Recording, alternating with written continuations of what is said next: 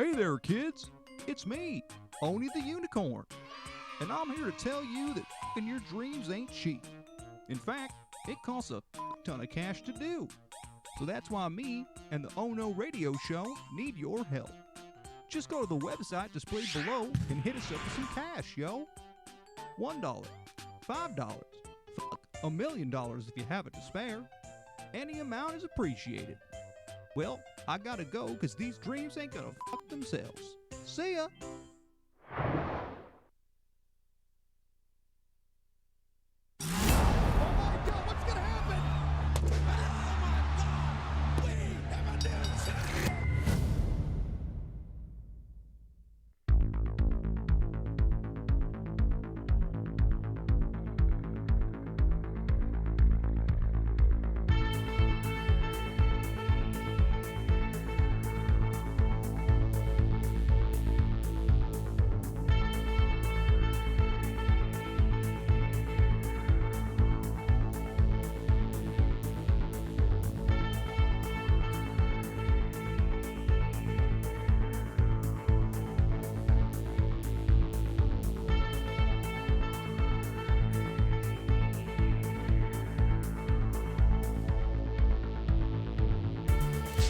Yes, welcome back once again to another edition of the Ohno Wrestling Podcast. My name is the Shark Break Kid, also known as Owen. Along with me tonight is the King of Bong Style, my good friend Duncan, and good brother himself, and our predictions champion, none other than Clint Globski, the one and only modern day Maharaja Matthew. How are you guys? How's everyone doing in the land of wrestlings? Feeling good, feeling great. Feeling good. How are you? At the illustrious Marriott by the airport there, I see. Not by the airport. No? In Lakeville. I'm by Ocean Spray's headquarters. Okay, got it. By the cranberry bro. By the cranberry bog. Yeah. I didn't know that the cranberries were a thing there in Massachusetts. Oh yeah, they're a thing here. They got the world headquarters for Ocean Spray right down the road. Good to know. Also got an Applebee's and a Walmart. Which by the way, because I do frequent that Walmart when I come here, just like it's across the street, so I pop over and get some like waters and things like that for the hotel look for room. AEW toys. But every Walmart I go in, I always look for AEW stuff. I don't think they have that deal anymore.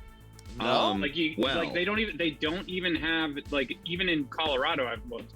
None of the Walmarts that I go to now to look for them, they don't even have like where you hang and like have the tag that says AEW. Like, interesting. Well, I know it's not exclusive to Walmart anymore because it's not. They have them at Target now. At Target. But I did go to Walmart on this past weekend. Kelsey had a doctor's appointment. No, it was Tuesday. This past Tuesday, Kelsey had a doctor's appointment, so we just popped into the one that's right down the road. And I went in, and dude, they had everything. They had Hangman. Wow. They had Moxley. They had Jericho. They had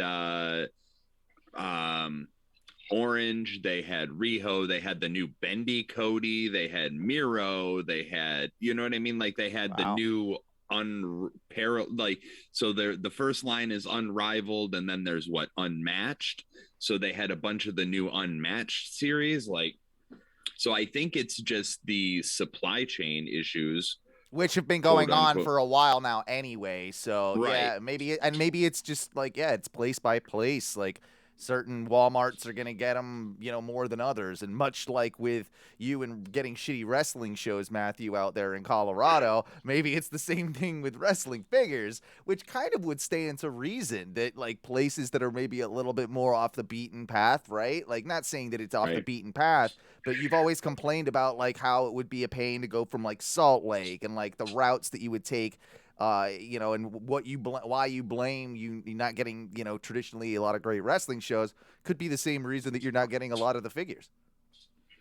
That's true, but I do check. I travel a lot, and I check like everywhere I go, like everywhere. Like, I make a point to like stop in because I always have to like get something. So I'm always like, I'm gonna go to the Walmart. I'm gonna go to the I'll even stop on the highway driving from the airport if I see one that's like quick and I'm like, I got some time. I'll just run in real quick. Yeah. Like I look like I just run straight to the kids section, take a look, like push some little kids out. I'm like, get the fuck out of my way. That's you know? it's not sketchy. It's not sketchy at all. It's not sketchy at all. Hit him with the title belt that's always there.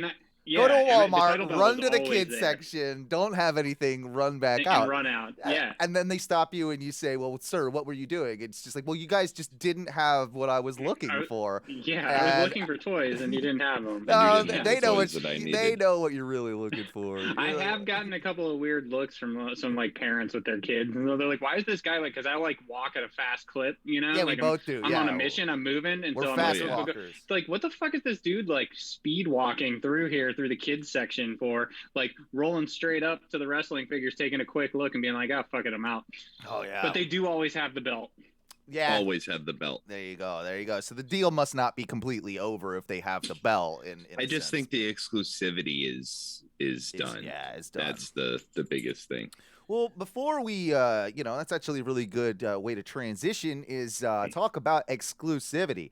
And something that I would like to thank our good old Ohno Wrestling Facebook group about, because that is an exclusive club. And before we really get things going, I want to thank out to everybody that came out to the meetup that we had over at the Commission Beer Chamber on Saturday. We started about 4 p.m. and we hung out there as pretty much as long as we could until it was time to roll to the show. So thanks to everybody that came out.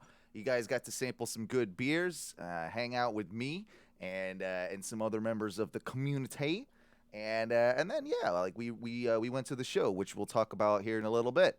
Unfortunately, Duncan, you basically just said screw everyone. You're too good for these motherfuckers. And... Look, I am also the Brock Lesnar of this podcast as well. Yeah. But no, I jabroned myself. I helped my sister-in-law move. And being that it's been about a year and a half since I've done the former work that I used to do, I just went right into it and roadhoused it like I normally do. First mistake. No stretching either, huh? Oh fuck no! Why would I stretch? My stretching took a bong rip. That was how you warmed up. 4 or 5 bong rips and I'm ready to go. Got to put up with the nephew somehow. And just went in there and I'm moving something. Like the first half was okay. And then we took a couple-minute break, and I started moving something, and I was just like, okay. All right. Now this is going to be fine. It's going to be fine. Finished the move, went through everything, woke up the next day, and I was just like, oh, fuck, I can't move. Oh, there it is. There it is. Can't move. Old man Duncan needs his walker. Hello. So, yeah, that was definitely... So not only was Duncan not able to make the meetup, he was unable to make the show. Which... I was unable to do much of fucking anything. Yeah. Very sorry that you couldn't be there to I was, trust me, nobody was more sorry than I was. It was a lot of fun.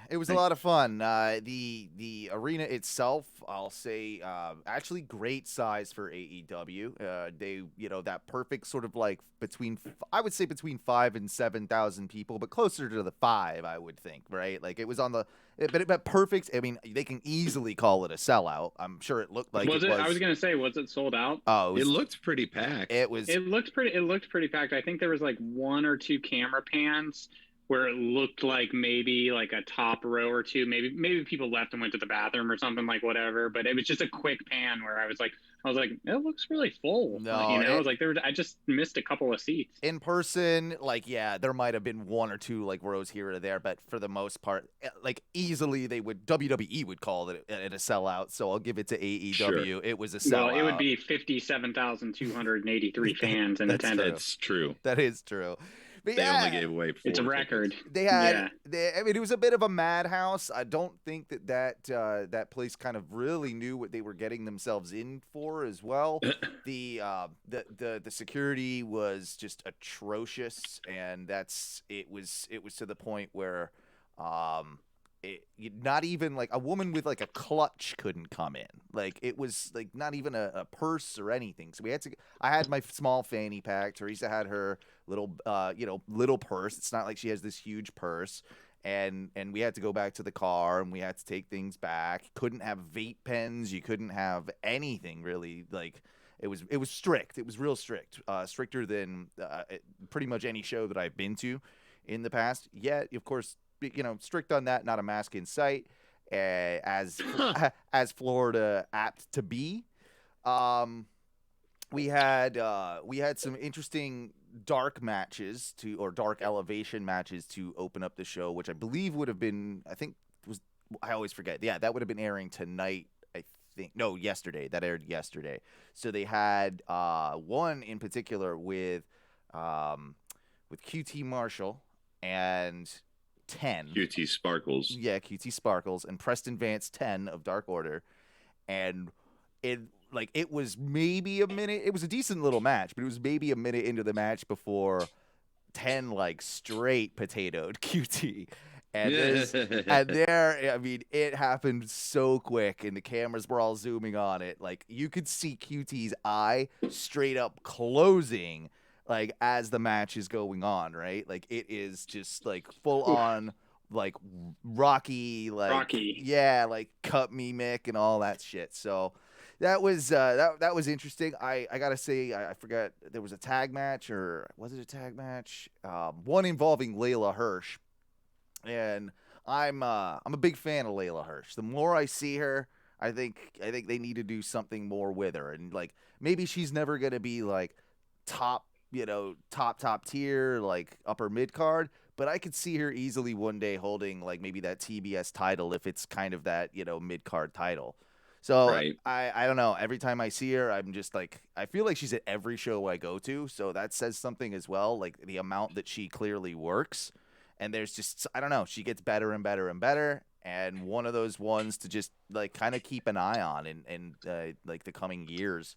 I really do feel like she's kind of that little underrated talent. And I keep saying little because she's little.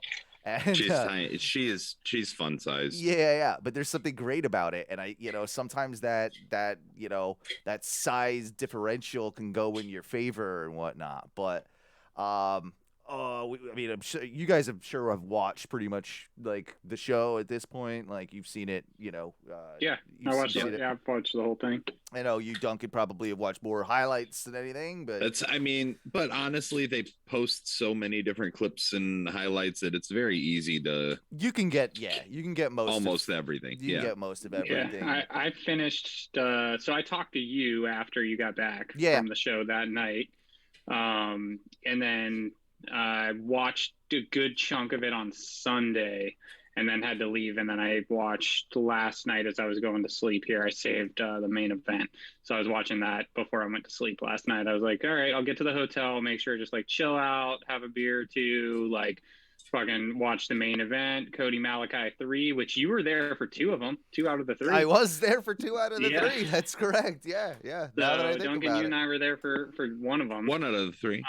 The few that no one asked for, I was there for 2 of the matches. Yeah. Lucky me. Yeah. I was actually a little bit pissed at that because, like, I really didn't need to see, like, I would have rather watched 3 on TV and that not been another match I saw live, I'd rather that have been another couple of guys or Malachi and somebody else, to be quite honest.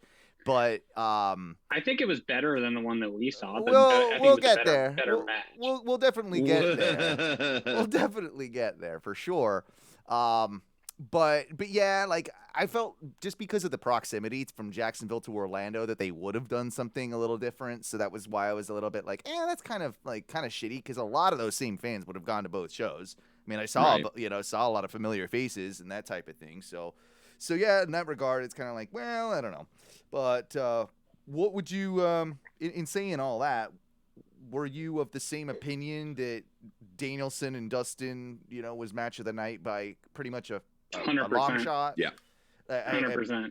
Yeah. He can't do any wrong, can he? He can't do any wrong at the moment. Like he's on the run of his life. I swear to God. Dude, he's on the run of his life. He's fucking in the best shape of his life. And that goes for both of them, by the way. I was going to say, yeah. we got to give Dustin credit, too, because 100%. that motherfucker's 54, 56, 52? something like that. I don't know. But they both looked absolutely great. And I will say, I actually did write in my notes here when I was watching it, and I just want to make sure I remember. 52. Nailed it. So I wrote, Dustin looked really strong in the match against Danielson, and I said, good finish to keep him looking strong too. Yeah. Like, they kept him looking strong throughout the entire match, but the way that they finished, without him tapping, without him getting pinned, like, that was a good way for him to actually lose the match while still making like that showing in the match, him still retain that strength. And we have yet another way that Bryan Danielson can win. It's repeat. Like, I want to see how many of these he can do now, that he can make believable as a finish to his arsenal, right? Like, that is just something else he can use as a finish in a match. And it's like move after move after move after move, and it seems like every time he's doing it something a little bit different, and we've got a different kind of thing. And that's going to be like, I heard someone talk about how possibly in this tournament that could be a story, that every single round of the tournament he's winning in a different way. And I would love that, to be entirely honest. And it would make sense in a tournament, like if you're treating this as more of like a sporting like feel, right? If we're meant to believe like in the kayfabe world of it, if you are in a tournament of any description and you get to say the finals, and you clearly would have been smart enough to go back and watch your opponent's, previous matches to see what they do and to study the tape, right? To be able to possibly counter or whatever. So you would think that they would have done the same on you, so you got to switch it up a little bit. So if he's switching it up every single time, he's got that slight advantage that who I believe in will be Moxley at the end of the day is in the finals, unless they do something really wacky and change it up on us. You gotta kind of feel that gives him the advantage and will also add to the credibility and intrigue of the match itself. I think so too, and I think that goes to, I think I saw you posted in the Facebook group, and Jay Jansen, good brother Jay, had posted, long-term booking and storytelling, and we can maybe get to that later. But I will say that made me think of it, what you were just saying. That's actually a good way to do the storytelling, especially through a tournament with the brackets. It's different finishes all the way through. It continues to build that character. It's not necessarily like a wrestler versus wrestler storyline that you're going for, but it is like character development storyline, and it's adding those arsenals, those moves to the arsenal that can then be pulled out later on down the road. Yeah. Well, and that's what I'm saying. Like, he can literally at any point hit any one of those moves, lock in one of those moves, and make it a credible near fall and a near, a false finish for the match, and have suspense going in all the way to the end. Yeah, and I do think at the end of the day, it'll be a counter to the paradigm shift that he'll lock in, and that'll be how he wins the tournament if it ends Moxley. And I'm not going to say this because, like, if this was WWE Moxley, it would be almost too predictable in that regard, because when Dean used to get a win, it was always with the dirty deeds. At least in AEW, Moxley has won with a few different moves. He's won in a few different ways. That guillotine. But it is, for the most part, one of his heavier hitting moves. Like, I think he's probably only won by submission once or twice tops, Sure. And that's why I think that a very dramatic counter of the dirty deeds into some sort of weird, they do the dirty deeds, and then he flips over and catches him underneath his and or something into a double underhook or something like pulling that. Him. Yeah. Stop! I'm getting a boner. This is our. I know. Too good. We already established he had the hard on.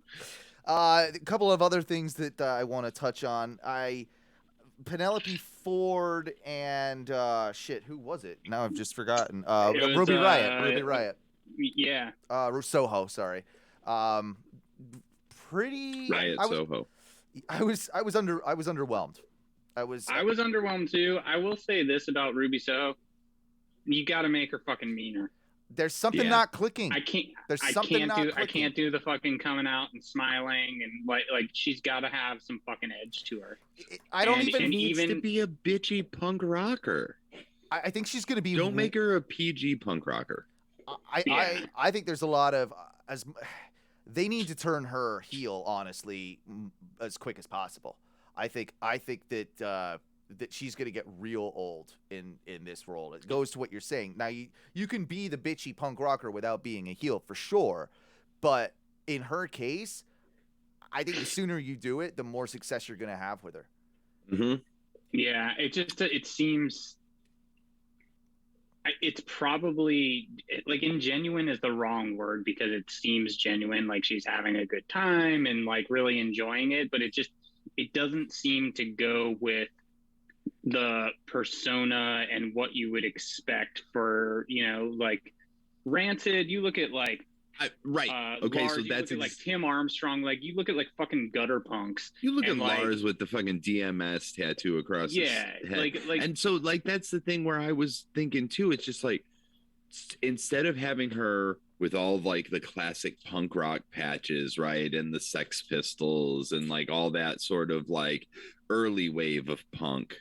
Have it be more of that like second wave, that hardcore, that crossover section, and make it meaner. That's because smart. That's what that is. That's smart, and also throw some obscure Japanese wrestling patches and like death mat patches, things that would relate to like the wrestling, because there is that like section of punk rock.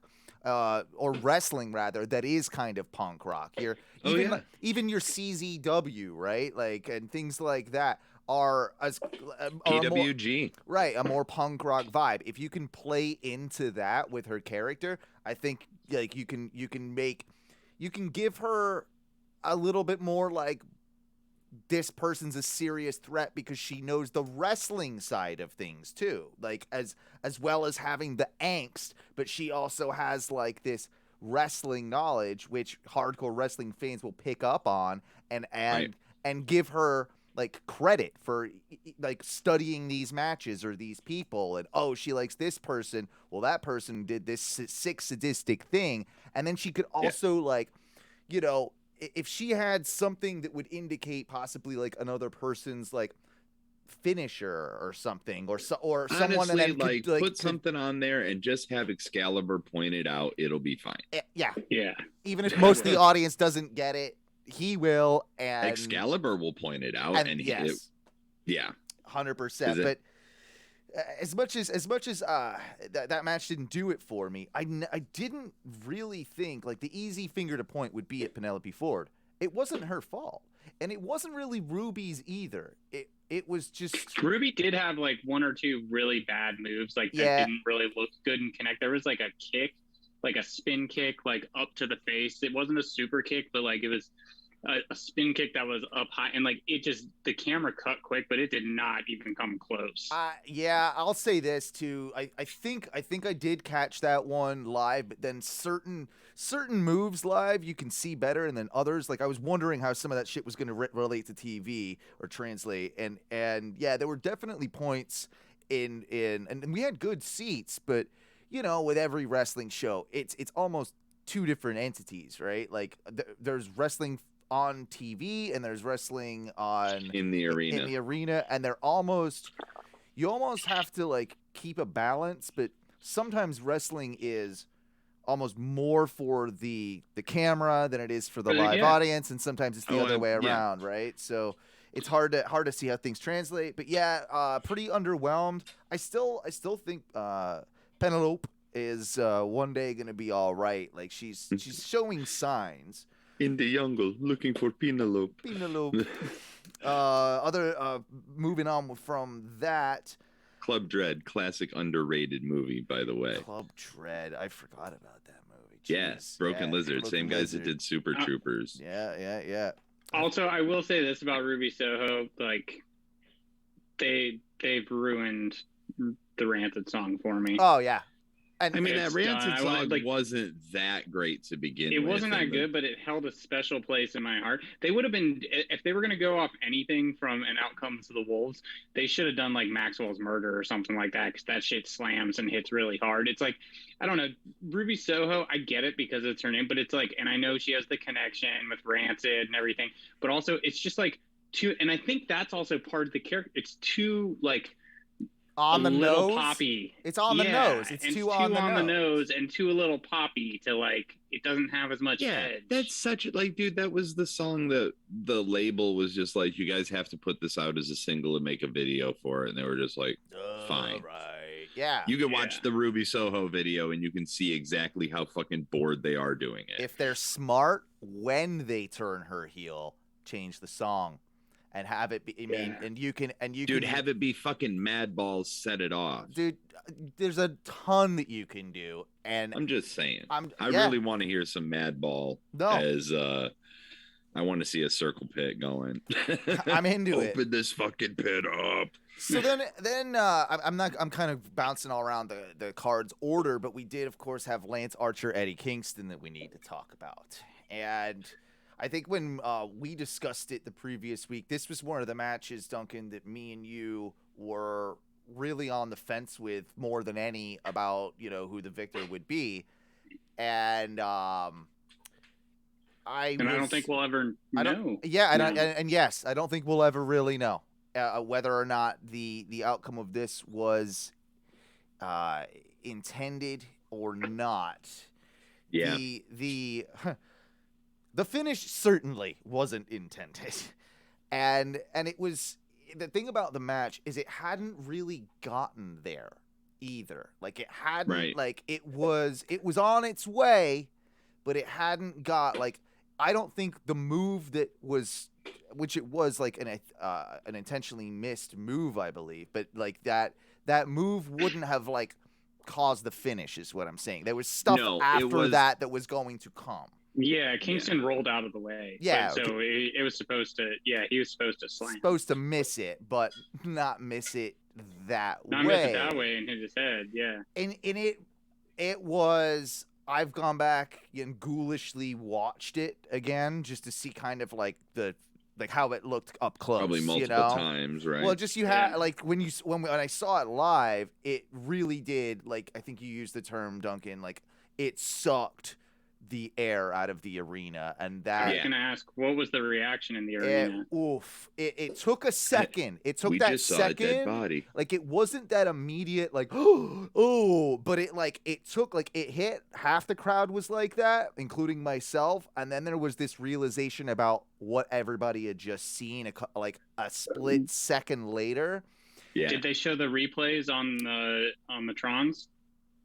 Yes, they did. Because they were showing them pretty immediately following on TV. Yes, they had that same feed. They did show them. It took me a second to remember, but no, 100%, because I remember seeing it in the arena as well, and us all being like, oh, that was even worse seeing it again than what seeing it from the camera angle. Right. So I was, of course they had the whole deal where they very quickly went to check on him. They knew, how bad it was. And if you watch it, man, it's like he pauses in midair. Like, because he's so big. It literally looks like the Matrix glitched out on him. He just didn't throw the weight back.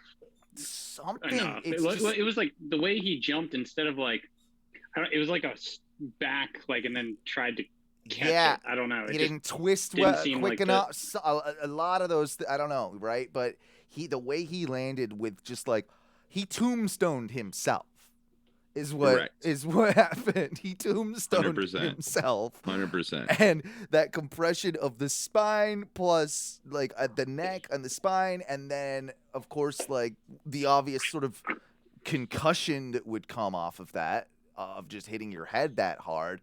There's a multitude of things to be worried about.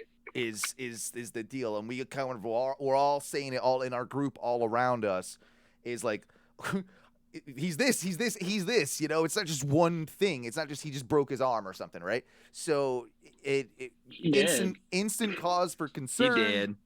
he did. Got rolled out of the ring. Was obviously just well enough to go back in there. Kingston hit something and then end a match. Like everybody knew what was going on. Very quick ending. And I will say, I'm not sure, they probably didn't show this, on TV, but like he was laying there for a while. Like they were checking on him back in the ring. He was laying there for a while, and it was so nice when he did eventually roll out. He rolled out the ring himself, then stood, like kind of rolled out of the ring onto his feet. Everybody did like the football cheer. It was very much like, say what you will sometimes about Florida crowds, but it was a instant, like, lot of respect, a lot of right. Thank God this guy didn't just die in front of us. Like but yeah, it sort of, it changed the dynamic of the show a little bit for a while. Like it took a little bit for the crowd to sort of back into it, readjust after that. I can't remember exactly what was after it at this point, but it definitely sort of, it took it away. I hope he's okay. It sounds like he's gonna be. There's not I'll much also of say an good update. on him quickly too. I mean, I think maybe this is getting overshadowed, obviously, because of what happened and everyone being concerned, but good on him for also being a fucking pro. Yeah. Getting back in the ring and letting Kingston roll him up. Yeah. And finish the match, right? Like, I mean, obviously, Doc Samson checked on him outside of the ring and everything, but he's probably just like, I gotta fucking close it. Like, I mean, that's like legitimately the show must go on. I'm gonna let this. I'm not just gonna DQ it. And you think about it, the way they did it was smart. With a roll up, he's not taking, like, for instance, if it was a concussion thing or something, a roll up isn't exactly going to make that concussion any worse.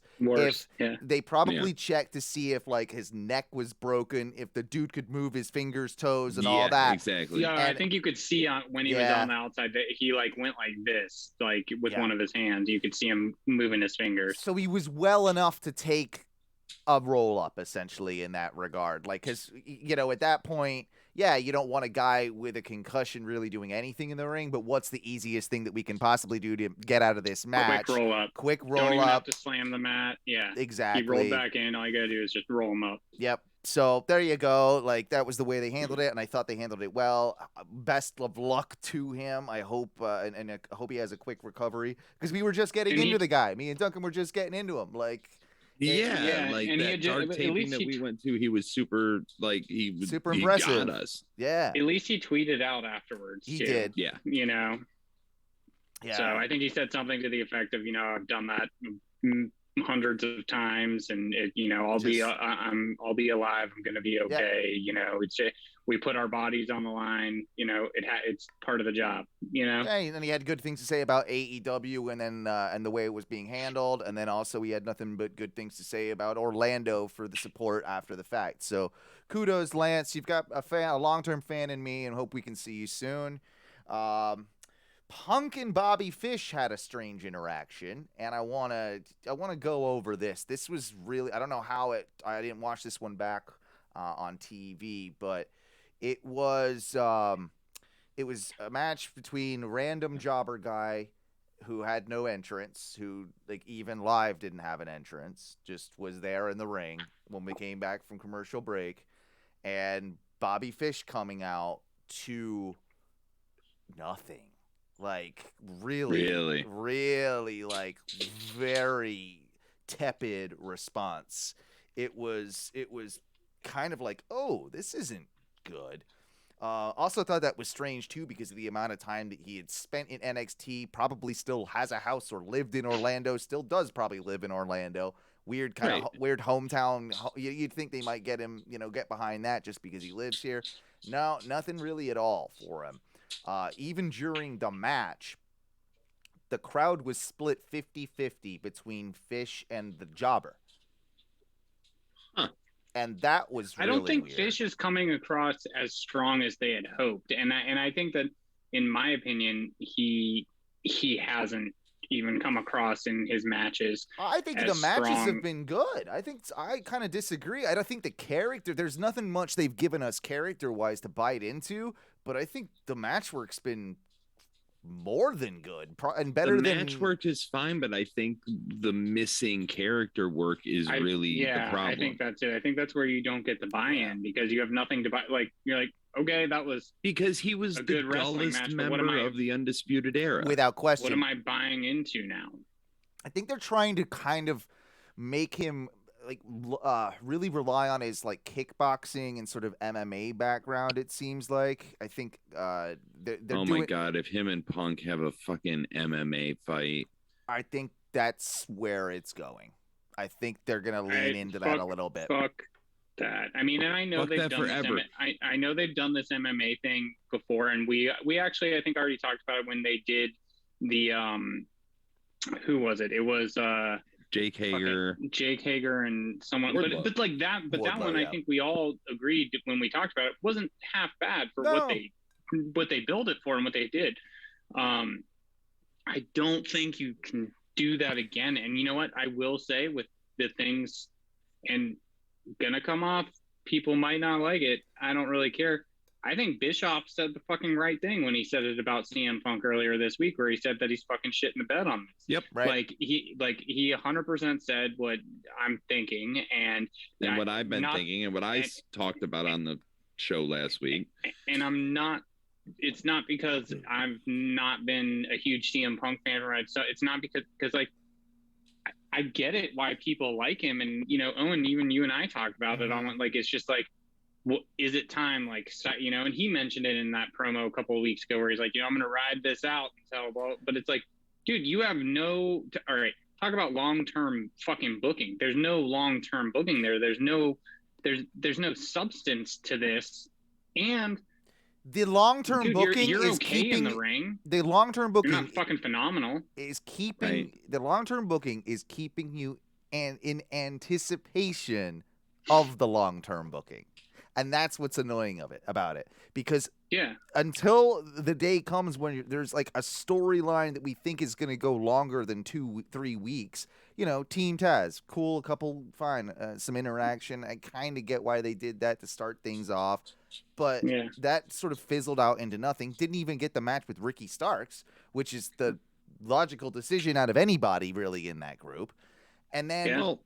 And then you move, and then now you're kind of moving into this Bobby Fish thing, and also why is also the thing. There's no point other than that. Oh, Punk's gonna be the voice of the voiceless jobber and defend the honor of this. They want Punk wants to win his first MMA match. Exactly. Not only that, but also here's what I think it really is Punk doesn't have the chops for it right now, and he's got to keep having matches on a lower level before he can even think about going up against Kenny Omega or Bryan Danielson.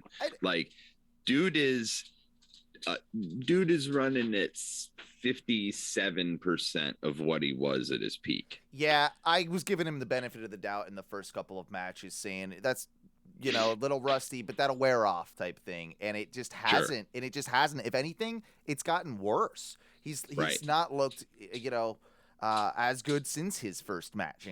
In all honesty, like he just hasn't. Also, is it a good idea to do another sort of MMA-ish wrestling thing when you've got American top team doing their thing in another program? That's going to really... I don't like that. I don't mind if you do one or the other on a one-off thing, but we watch wrestling for wrestling. Now, Dan Lambert gets wrestling and is doing a great job with those promos and is doing, I think, a wonderful job. I think, honestly, the whole top team thing is one of the most over things on AEW.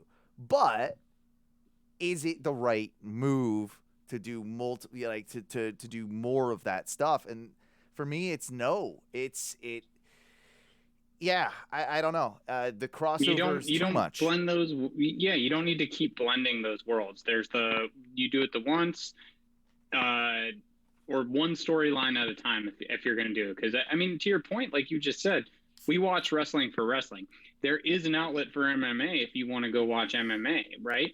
So you can go do that, but you don't need to oversaturate your product with it. And if Punk wants a real MMA fight, why isn't he going after American Top Team?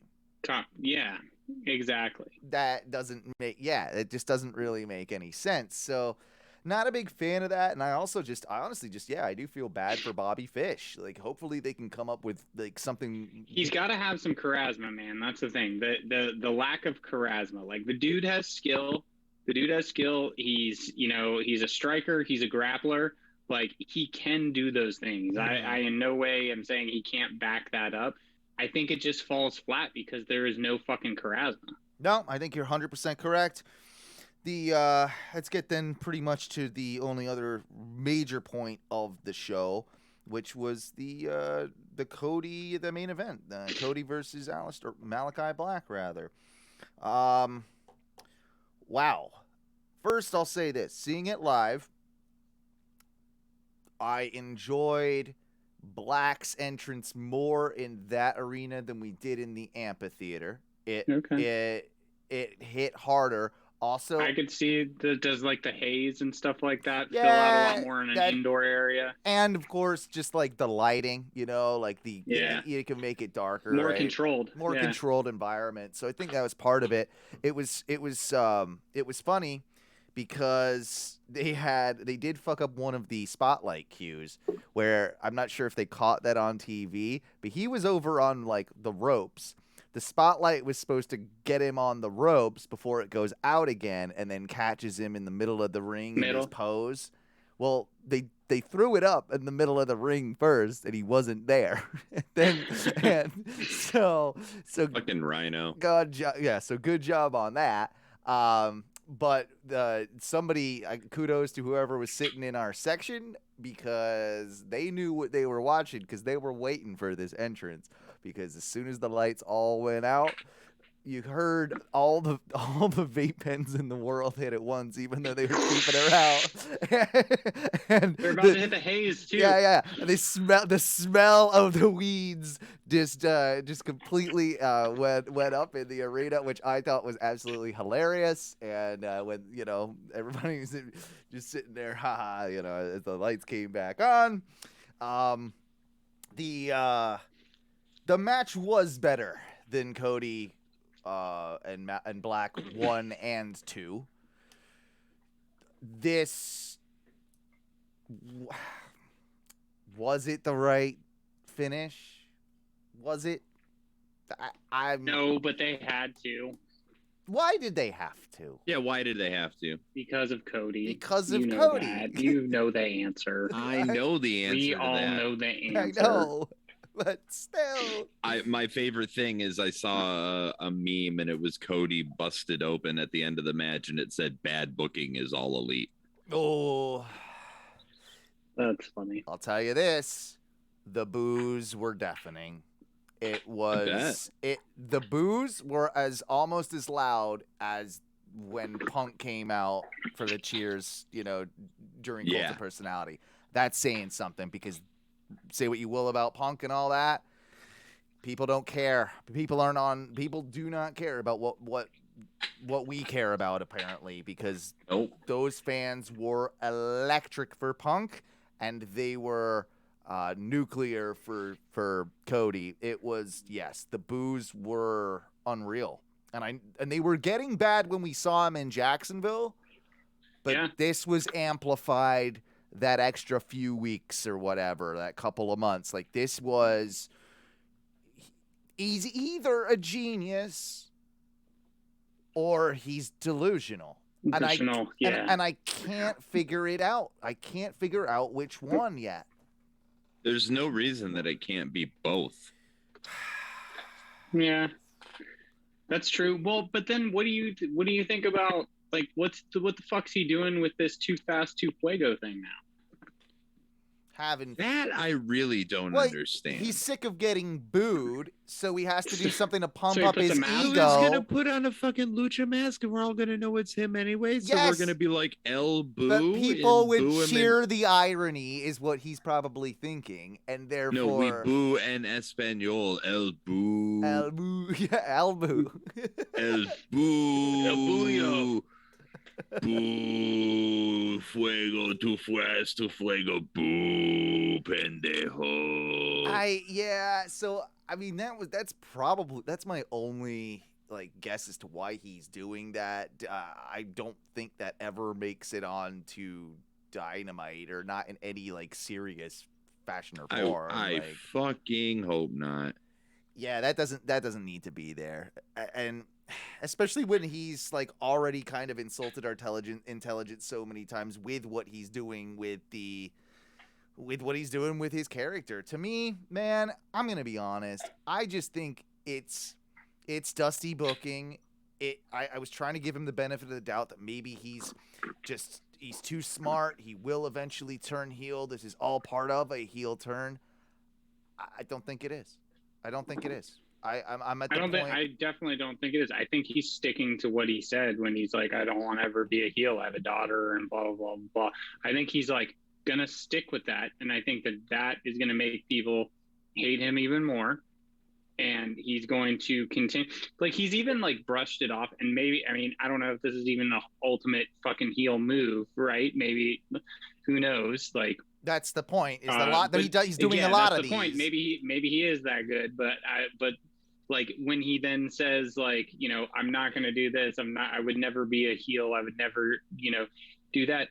He then does the roads to the top. He does these things, and he said like, you know, well, when you start doing things outside, like the Go Big show and things like that, like when you start getting popular and doing things outside of wrestling, people just don't like you anyway, and they hate your character and hate this and hate that. And it's like, I don't know, man, people love The Rock.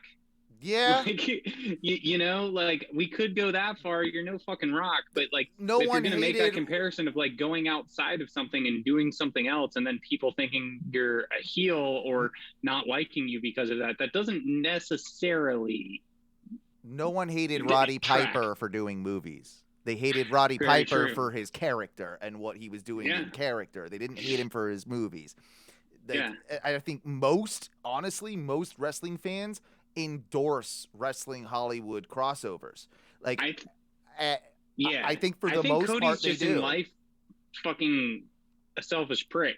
I don't even know if it's selfish prick. It's just delusional about like maybe narcissistic is maybe better. Narcissistic is the word. You know, so maybe not.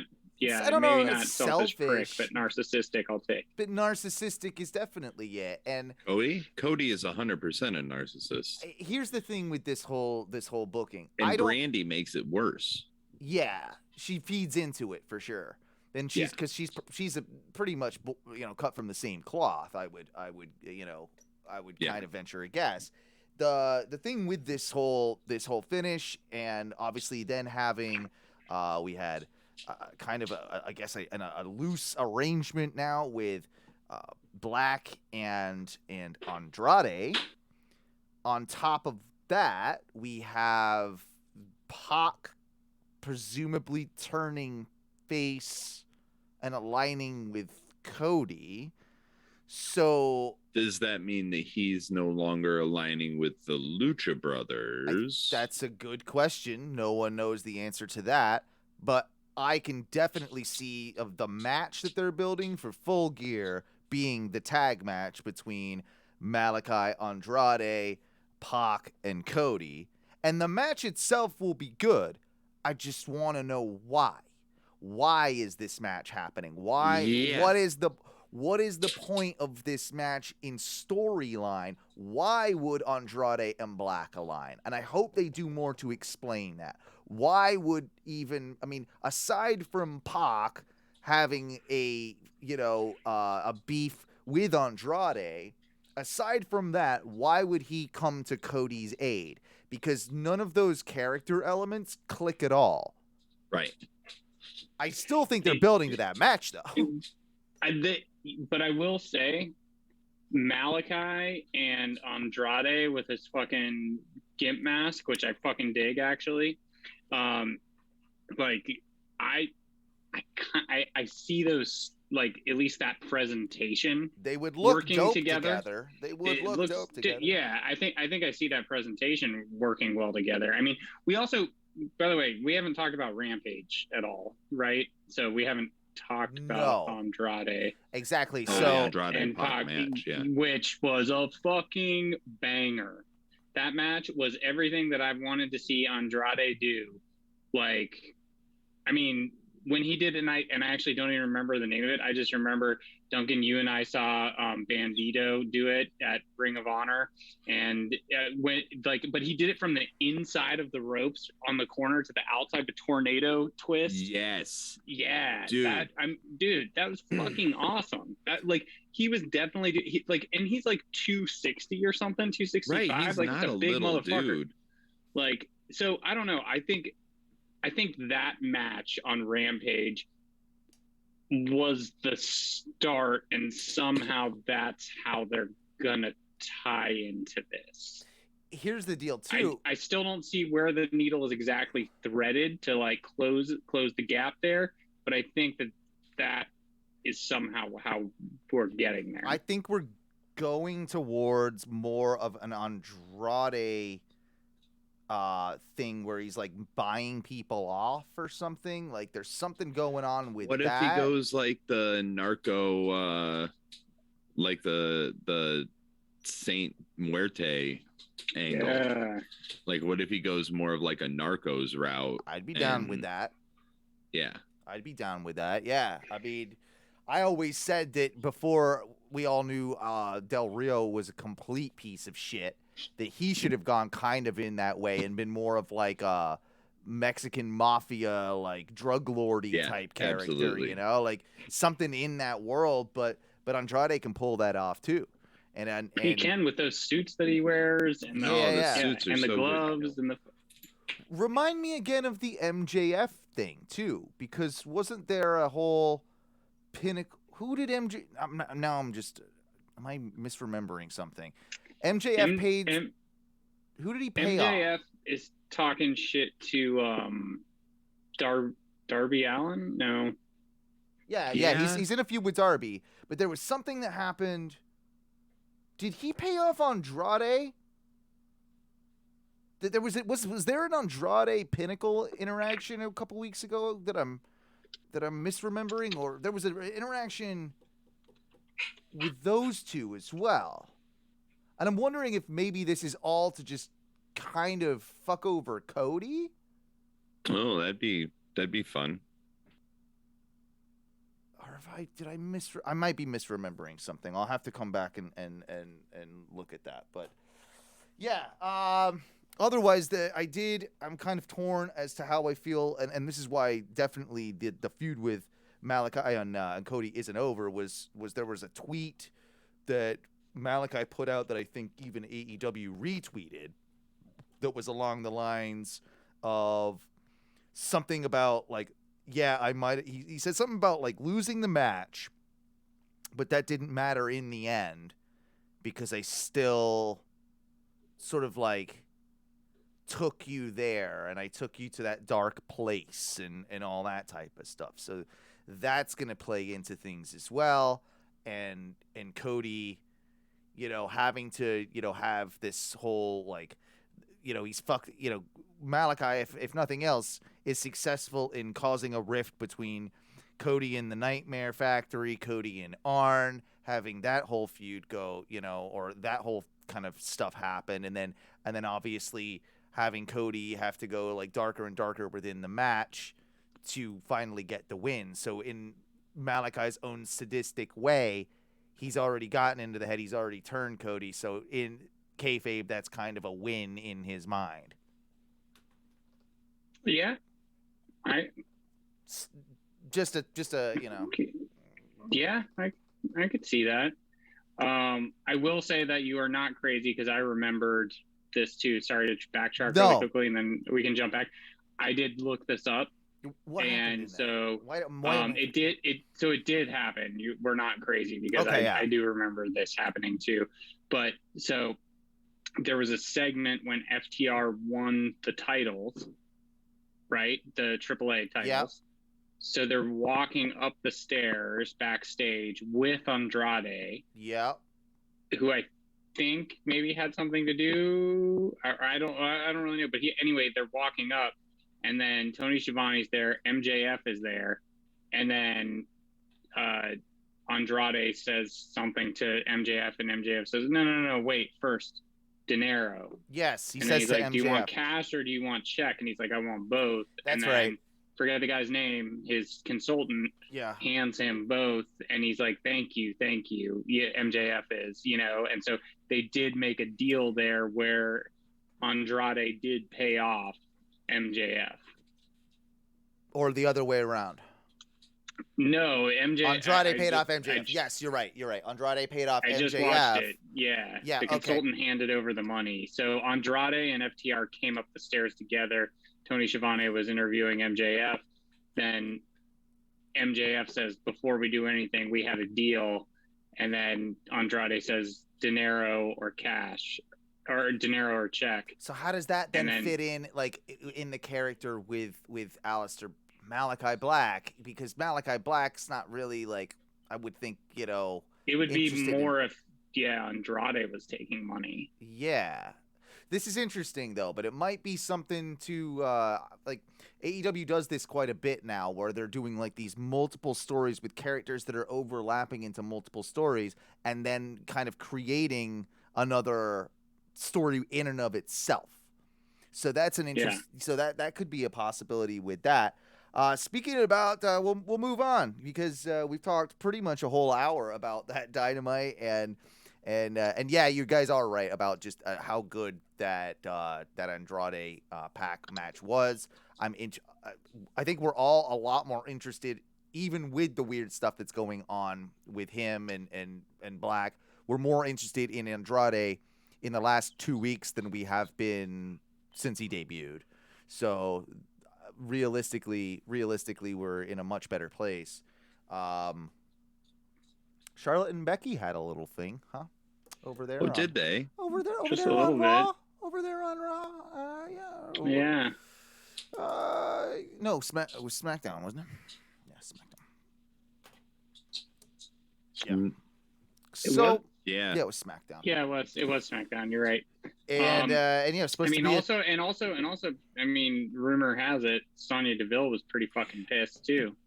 That was my favorite part of it, is that Sonya Deville was ready to just whoop Charlotte's ass. Did you see, like, in the ring, she's like, pick it up. How much of this is real, though? I'm not sure I'm buying it. I'm not sure I'm buying all of this 100%. I watched it back, right? I didn't watch it live, but I read all the fucking articles, everything. It's like I could probably still fucking open my news app, and there's probably still articles about it for some reason. Sure. Right? And I think it just, it was, I mean, no one likes those segments, and it did what it did, but when I watched it, it seemed like there was a lot more fucking hype in the articles and online than what I would, so if I'd gone into that segment blind, I don't know if I would have picked up on all of it. That's fair. Yeah, because I watched it as it was happening, and I was kind of doing that half watch. It was on right before Rampage was coming on, type thing. So it's just on sort of in the background. And I knew, and I did pick up on, like, oh, this is something's awkward here, but then again, that happens in every other fucking segment on WWE programming. And here's, it's also awkward because it's a title change, 2 champions on 2 different brands who just got traded. Swapping, yeah. I think there is probably some truth to Charlotte maybe being a bit of a politician backstage, maybe having some heat, but the length that she's known Becky and, like, the respect that those two must still have together. Well, although I do think that maybe what we're dealing with is Andrade getting in and her Charlotte head. being Paige and Del Rio 2.0. Yeah, I mean, there was that tweet, wasn't there? That same, like, that weekend with FU WWE from Andrade. So that it was that night, I think. It was that night. Also, but also, I don't know. He could have been referencing the fucking banger that he put on with Pac. True. Like letting him actually wrestle. That's true as well. I mean, that's definitely one way to look at it. Right, but also he could post that, and it could add flames to the fire, and people know that. I also just think that, like,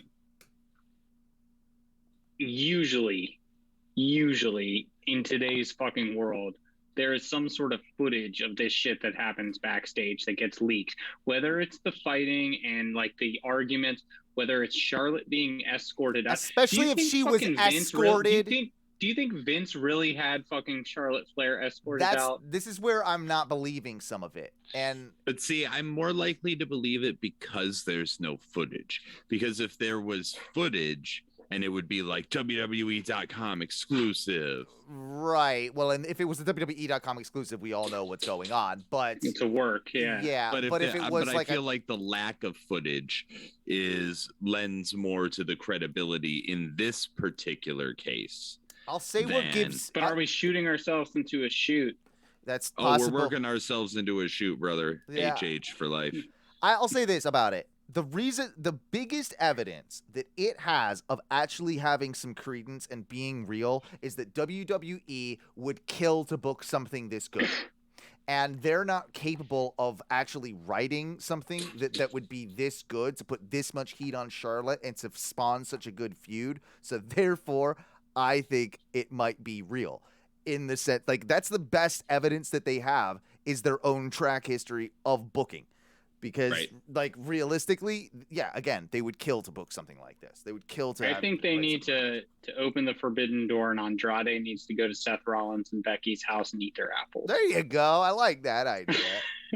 Also, are we all in agreement?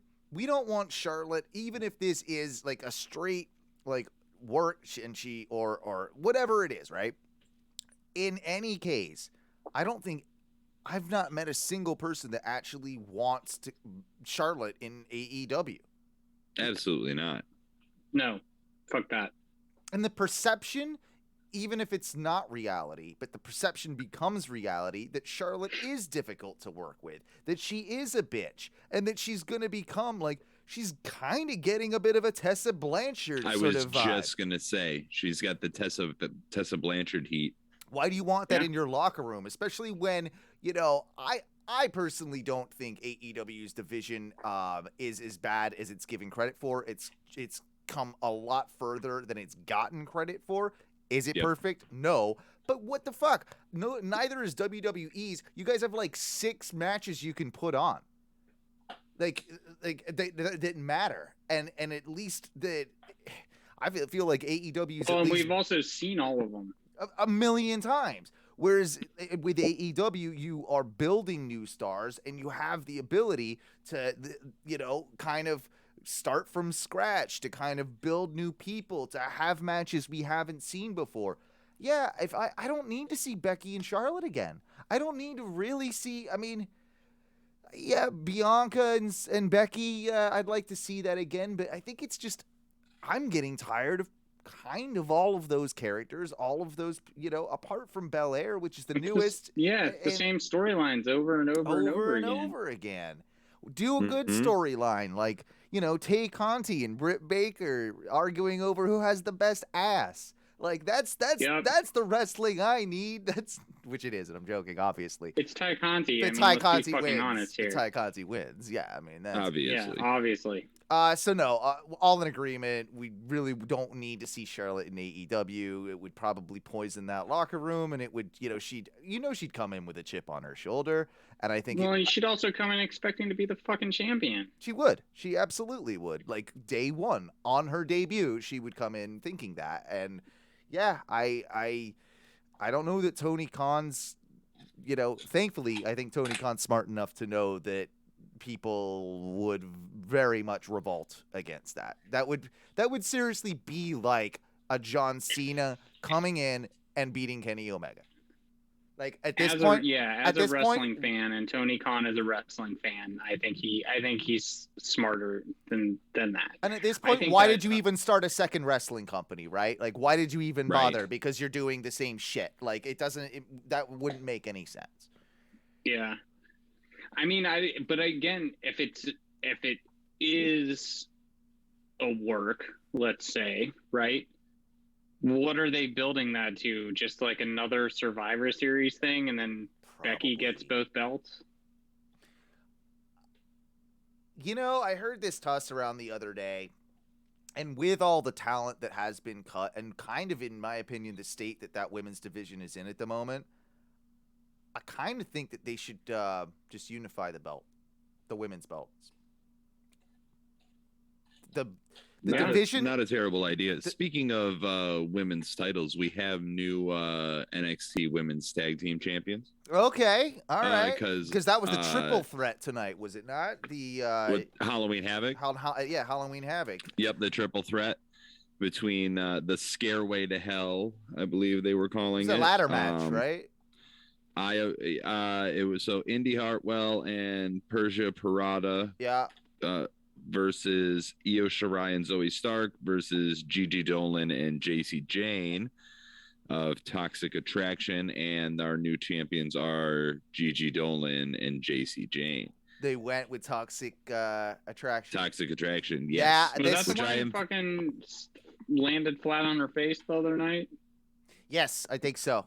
Yeah, doing a suicide dive. Yeah, probably. Yeah, she's with they're with Mandy Rose. Yeah, they're with Mandy Rose. Yep, that chick. Yep. Gigi I'm Dolan. Like so leased up on NXT. Gigi Dolan, the redhead, is married to Darby Allin. Oh, she is. Okay. Yep, she's Darby's wife. She used to be Priscilla Kelly. She's the one who did Priscilla Kelly. Okay. Yep, she did the tampon spot. Okay. With Joey Ryan. Yes. Right. Didn't know that they were married. Fair enough. Yep. Yeah, it's interesting. You talk about that. I was going to talk a little bit more definitely talk about Halloween Havoc a little bit later in the show, but might as well jump into it now. It's just going on now, so I'm just trying to catch up with what's going on. And you'll give us an update at the end of the show if you don't mind. But absolutely, I feel like there's a lot of belts on the line. I know we've already had the women's tag champs, change hands. I think, quite honestly, the women's championship's going to change hands, and I think you're going to have all three members of Toxic Attraction with gold by the end of the night. It feels like it. It feels like they're really behind the Mandy Rose thing. It feels like that's just kind of the way they're going with the new direction of 2.0. I can see Ciampa dropping it. Honestly, unfortunately, I think Ciampa's dropping it to Braun Breaker. Sure. Yeah. I don't mind this Braun fella, but I don't know how. I mean, just talking about strapping a rocket to his back, right? Like this, just. I'm glad to see that they still have the ability to kind of do it because he's over. I think in the community, like he's pretty well liked. He's of the new NXT guys. People like him.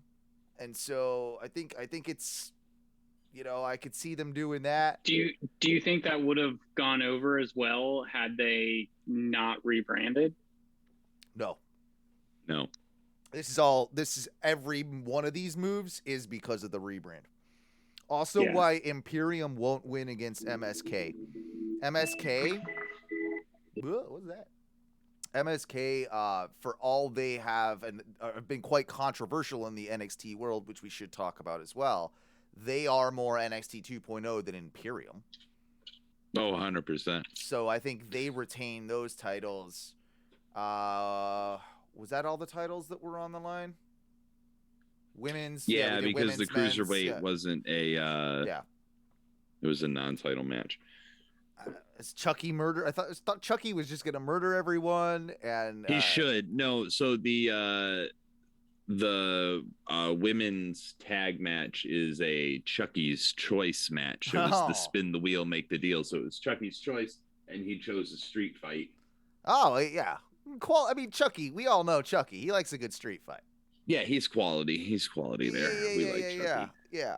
I will watch. I will go back and watch this bizarre show just for shits and giggles, just because I think I just turned it on just because you reminded me that it was on. So I'll get on. Yeah, let us know if anything huge happens, but for sure, this is one of those that's just so like it is so built. This is built for NXT 2.0 though. This Halloween Havoc. So I kind of have like.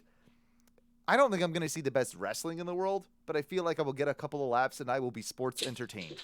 Is what? Yeah, you happen. got Grayson Waller dressed as Dracula in the ring, and now you have LA Knight coming out dressed as Dracula, coming to the ring. So that might be a Dracula versus Dracula. Are they the same Dracula? They're dressed exactly the same. Okay, cool. That's hilarious.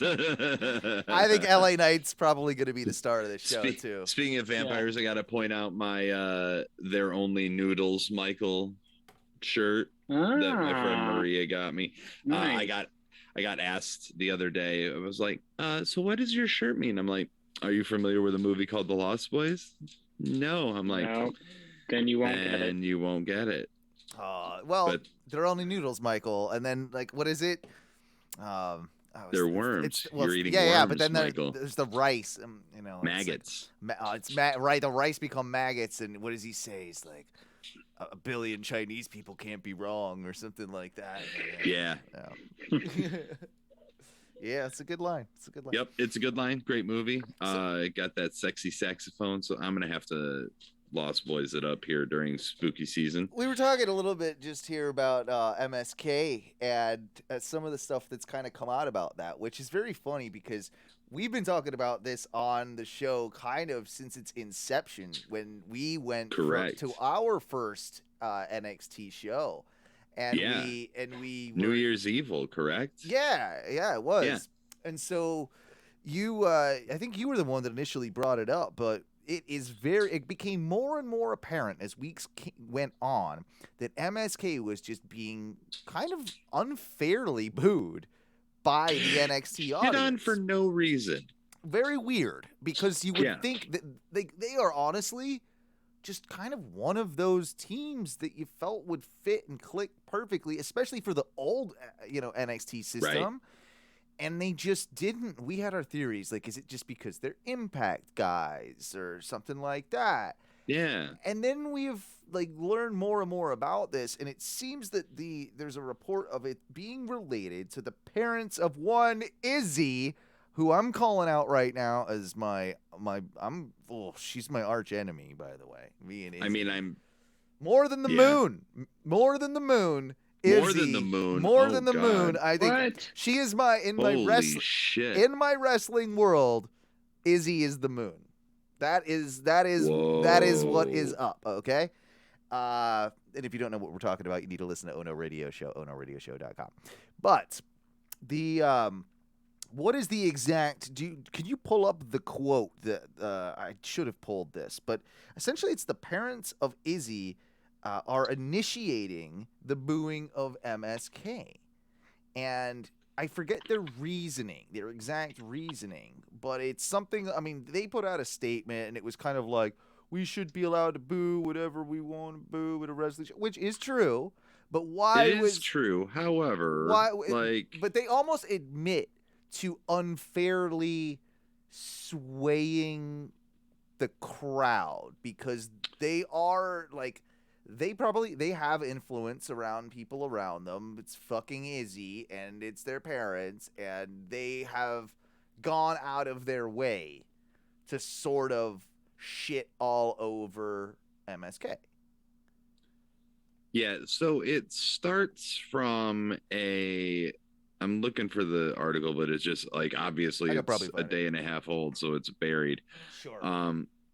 But it stems from basically one of the members of MSK, I believe, the one I can't remember. Getting quote. So Dave Meltzer since confirmed on Wrestling Observer Radio that that is the rationale for MSK being booed.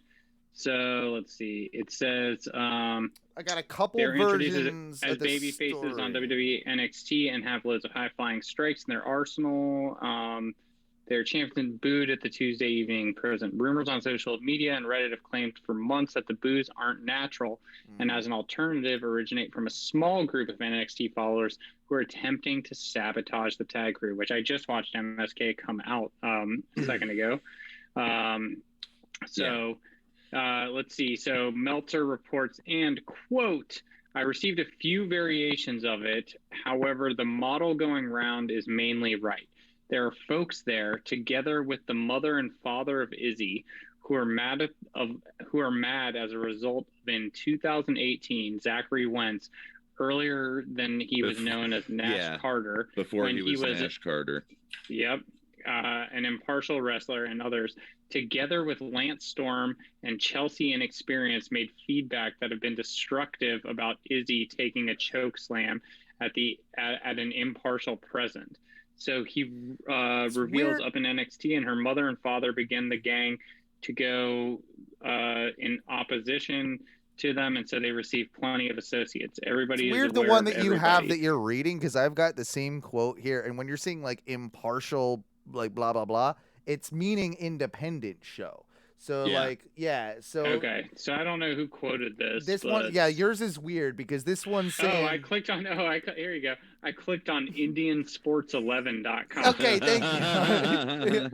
It was number one on the Google when I Googled parents of Izzy initiate booing of MSK. Yeah, 2018 Zachary Wentz, before he was Nash Carter, when he was an independent wrestler, and others including Lance Storm and Chelsea Green made comments that were negative about Izzy taking a chokeslam at an independent show when he was 13 years old. So Carter shows up at NXT, and her parents start the crowd to go against him, and they got a lot of friends, and everyone knows everyone. There's like 200 people there, and they're pretty much all invited, and it's the same people every week. Also, that was so confusing with what you were reading because that sounded like Dave Meltzer as well. It could have been either. I'm also glad you called that out because I was reading word for word what was on there, and what was coming out of my mouth, I was like, what is that? Am I reading this correctly? I was Am like, I having a stroke? Up, but it is sounding really weird. Yeah, it's enough these people are booing them. They're going to boo MSK. That's their deal, so that's their basic story on why. It's not like it's some organic They're going to boo MSK thing. because them and several other wrestlers rightfully called out the fact that your 13-year-old daughter should not be taking bumps like that. And here's regardless. and just for reference, I've got the tweet here from Chelsea Green from 2018, which this all kind of stemmed from as well. I don't agree with Izzy taking bumps, let alone being chokeslammed. It's unfortunate that others felt differently. It's also unfortunate that her first match wasn't at the school she's trained at, where she is protected. But we live and we learn. I hope promoters take note. And yeah, so that was definitely something that was echoed by Noah, who Nash Carter and whatever. I heard they were booing them because Nash Carter tweeted negatively about Izzy one time before they were signed, blah, blah, blah, blah, blah. It goes on. So, yeah, I think realistically, sorry, I misread that last part, and Noah has nothing to do with, MSK. But anyway, we all get the general. We all get the general. You can. This MSK match right now with Imperium, they have an NXT fan of the night, which it's not as good as Nicholas, but you spin the wheel, make the deal. They should have had. It's a lumber jack-o'-lantern match. Oh, they should have fucked with people and made the fan of the night be Izzy and put her in like MSK gear. That would have been great. That's what they should have done. That would have been great. Yes. No. Yeah. I love it. Let's talk as things kind of are getting on here. Let's talk a little bit about Impact's last show, Bound for Glory, which happened on Saturday as well. Tons of changes, tons of unexpected stuff, tons of some expected stuff. Very nice to see the what are they called? The formerly known as the Iconics, the Inspiration with another I. Nice to see them just come and win the knockout tag titles. That's great. That's great. I'm super happy for them. They landed that presumably means they got their visas issues sorted, and me and you, Matthew, know how terrifying all that can be. So good for them in that regard. Then we had Josh Alexander defeating Christian Cage, which I was so when we talked on Saturday night, I called Jason Alexander. And you were like, Costanza? You're like, George Costanza? Yeah, not quite. Yeah. Although someone needs to do a George Costanza gimmick now. Feats of strength. Yeah, someone needs to do a gimmick with that now. Some indie star, but just do a Seinfeld Super Show, please. Do a Seinfeld Super Show, and I'll be happy. Have them beat up every member of Friends. I'm so into that. I'm into that. Oh, we got to book that sometime. We'll definitely have to book that. But no, it seems like it was a really good show. I've watched a few clips from it. Have not seen the whole thing. Seems like Moose came in and stole the thunder from Josh Alexander as all his family was there. Yeah, like, he was. How does he just get to come in and like beat people up? He had some deal. He had his he had some sort of like gimmick that's basically like I think it's the King of the Mountain or something like that. But he had some sort of gimmick that's like Money in the Bank that allows him to cash in whenever he wants. And the best part is that like fucking Alexander's family was in the ring celebrating with him, and Moose just comes out, destroys him, and takes the title. And I'm just like, Moose, you motherfucker, I love it. Well, he's one of those guys that Impact should be hanging their hat on. Let's be honest. Like he needs to be their new AJ Styles. He should be their new guy, and he should be the face of the company. He needs to be that. I'm also happy for Mickie James, who was able to win the Knockouts Championship. I like that a lot. And you know, this is an interesting thing, right? Because a lot of people are talking about with Christian losing the title to Alexander, is this closing of the door between AEW and Impact? And I think that door is open, but just won't be walked through as much. This is my general thought process. Yeah, we've seen, like, ever since, Kenny dropped the belt to Impact, we've seen a lot less, crossover stuff. But with this kind of being like that final thing, I think people are reading too much into this is kind of what I'm saying. I agree. I agree. Because as wrestling fans are apt to do. Correct. And no way. Wrestling would never happen. Never would. People are going to make the argument. People are going to make the argument that Impact did way more for AEW than AEW did for Impact. And on television, with utilizing their stars, for the most part, there's some truth in that. No one can really argue that AEW didn't utilize a ton of their stars. I will say this.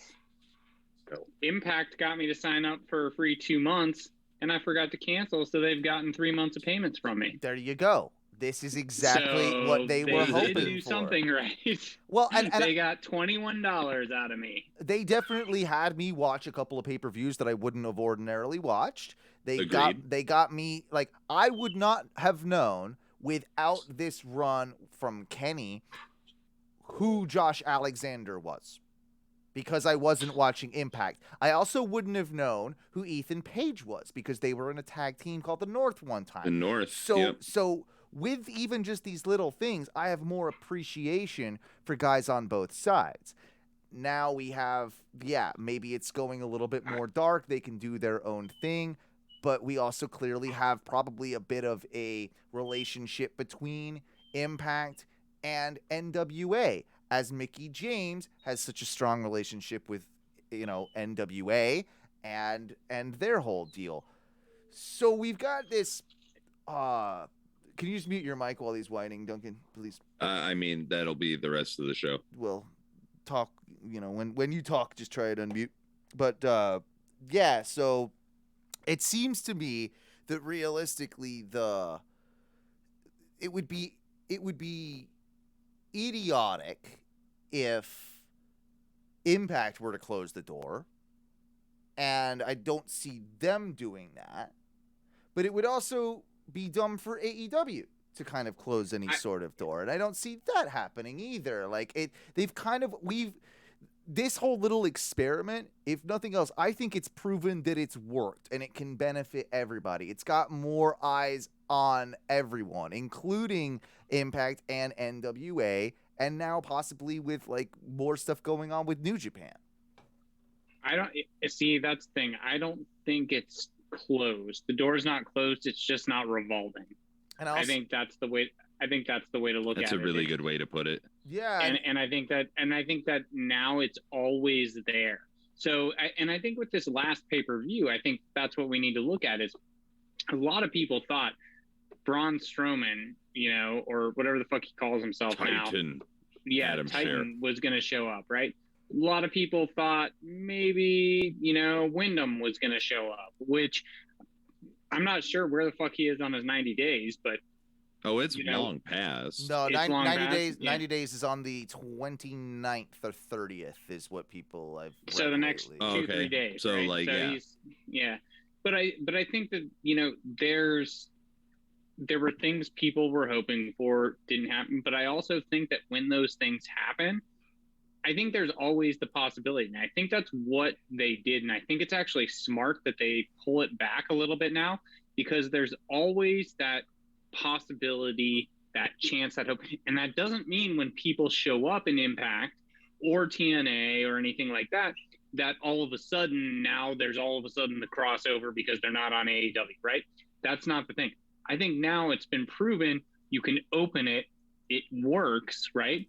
Now I think that this actually gives Impact, I think it gives TNA more motivation to continue to build, and their wrestlers on their roster more motivation to continue to work and work fucking hard, because they know that that possibility is open. Yep. And who knows, maybe they don't want to be on the island. They're not stuck in one particular place. Exactly. And I think that's by having what's good for business. And by having AEW, let's be real, AEW being the first to kind of knock down the doors with, you know, NWA, Impact, and now New Japan.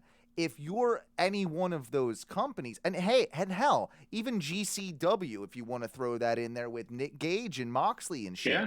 So if you're one of those companies and you've worked with AEW and you say you want to work with Impact or New Japan, right? Like, say you want to cross in a different way because of the relationship that AEW has established with all of them. Now you have this sort of like linchpin in the middle where I would dare say that New Japan is going to be a little bit more trusting of working with someone from Impact because of this relationship, because of what's being established. I'd agree with that. So in proxy, everyone else benefits, even if they're not doing the direct work with each other company. Yep. Yeah. I think it makes sense. And yeah, like I said, the door's open. It's just not revolving. Give me more Moose. And give me Moose also, like, if he's the one that Impact should be bringing over to AEW or another promotion and showcasing in front of other fans, right? Like, he's one of those guys that should be that dude.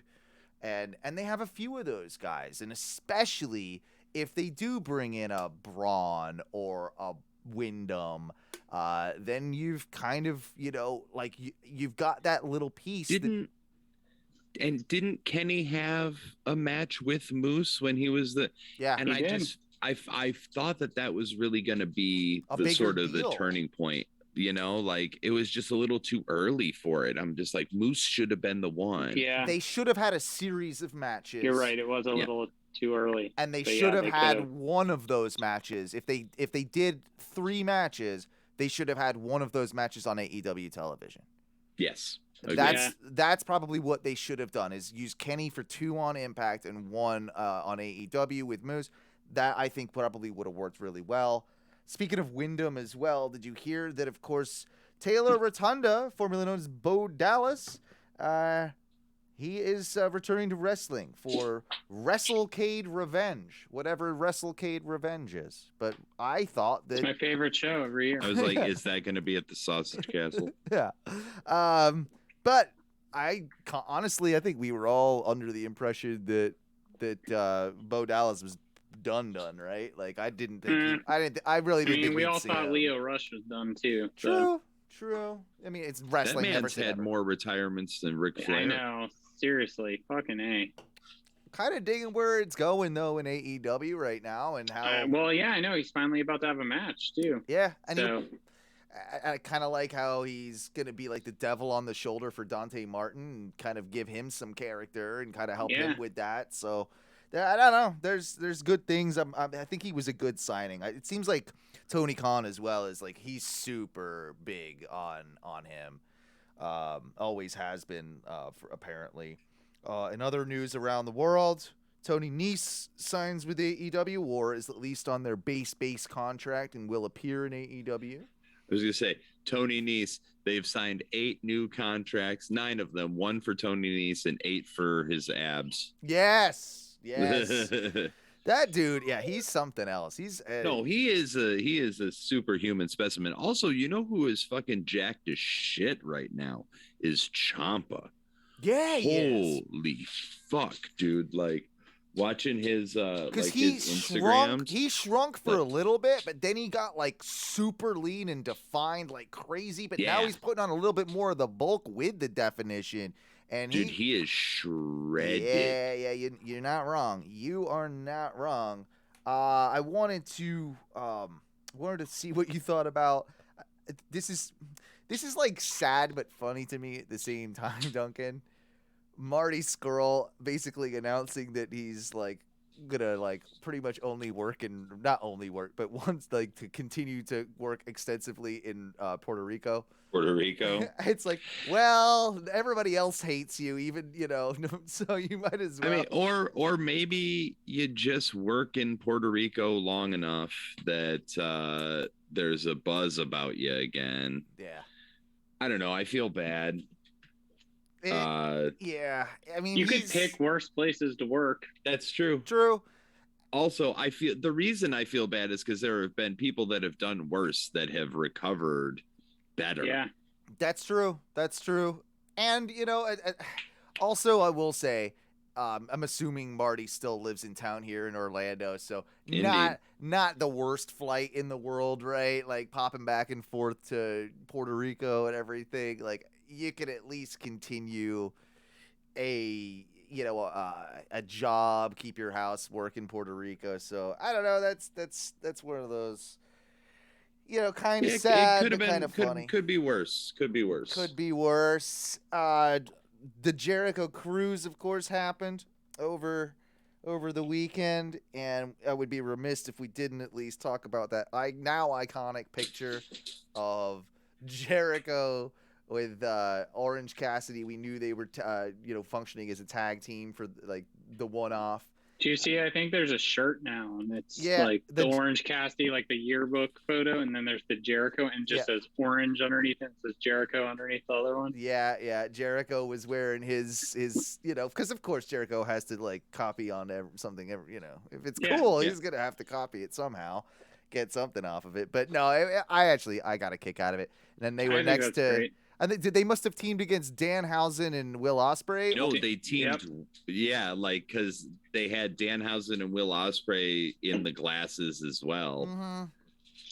Maybe they put him on at the end of the match. I don't know the details. It doesn't really matter. Doesn't matter. All I know is that would have been something I would have been super stoked to see. Was Will Ospreay a surprise on that? Because I don't remember him being advertised. Yeah, I think he was. Yeah, because I was surprised. It's a fucking great surprise. I legit thought it was another wrestler, like at first, because I'm looking like I've never seen him like in like why would he be there? And like I'm like, is it like it took yeah. I thought it was someone cosplaying as Ospreay. I brought this up. I don't know if you listened to. You weren't able to make one of the podcasts that I was on with Owen, and I downloaded and bought the Ospreay documentary on Amazon. So it was like $1.99 to rent and like $3.99 to own. So I was like, oh fuck it, I'll just own. Yeah. Tons of fucking Marty. Okay. Tons of fucking Marty. But I mean, also like throughout the entire thing. But also, I mean, it was a good documentary. I don't think it was as good as Smack 'Em Down, that Finn Balor, the Prince one. Right. But you got to see a lot. I mean, Will Ospreay's fucking amazing, and I think he's one of the best wrestlers in the world. So true.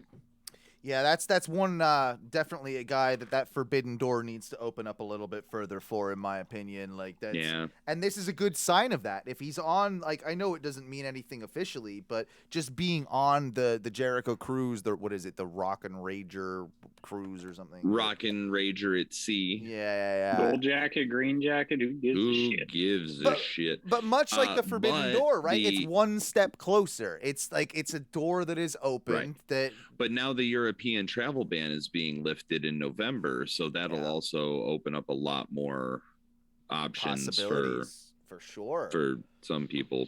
Yeah, I went to Europe. Yeah, but you're an American; they'll let you back in with a Canadian passport. So. Canadian passport and parts slid right under nobody cares. Radar. And parts of Europe as well. It's not like all of Europe's open. Yeah. So, depends on where you go. Depends on where you go. Fair enough. I got something for you. Well, unless you. No, I got a couple more things. Go ahead. By all means, I'll throw mine at the end. Well, I was not that great, but I want to get your opinion. I thought it was funny that we were kind of talking about this the other night, and then there was an announcement the following day that popped up with Tony Khan announcing that AEW will be live to coast to coast in the United States. So. We talked about that on Saturday night, and I was like, it's always on, like on my at the same time. So I said because I DVR it because I usually can't catch it at fucking 6 o'clock my time, which is Mountain. I'm 2 hours behind you all usually on the East Coast a lot of the time, but I live in Denver, which is 2 hours. I don't know how the West Coast works, but I told Owen when we were talking about this, I was like, so I've tried a lot of the streaming services. I think from what I've read, it seems like people who have DirecTV or I forget what the other. I don't know if it's Xfinity or not, but they always seem to be able to get it live. Sling is what I end up using, and I get it live. It's 6 p.m. Mountain. I think 8 for a p.m. lot of Eastern. people previously, like on the West Coast or Pacific time zone, I do believe that they were getting it on the delay. They were getting They're the cutoff. Okay. They're the cutoff. So YouTube, though, I will say this: YouTube TV, which is I've tested all of them. It is my favorite of all the streaming subscription. Very expensive. It is the best. However, it always did give me the West Coast play because you have to put in your home zip code. And if you log into it to watch live TV, and like I travel a lot, so it would always change it for me. But like when I logged in and like said my home was in Colorado, it would push it to the West Coast feed. So I had to wait.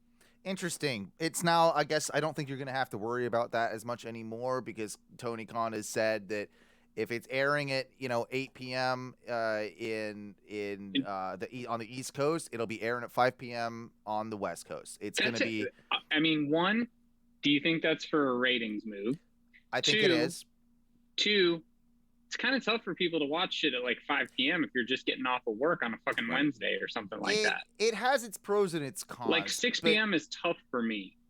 I think it's a standardizational move that this might be a bit of a long play, but I think it's also part of their plan to be able to go and do more West Coast market live shows. Because if they're going to get people used to in those markets that the show is on at 5, so that they will air the show at 5 in California, whilst of course it's broadcast here at 8 o'clock for regular TV across the board. Remember when you were a fucking kid and you would get out of school and you go home, like watch Saved by the Bell or some shit or something like that? Imagine you get off on a Wednesday, you go home, like that sort of thing.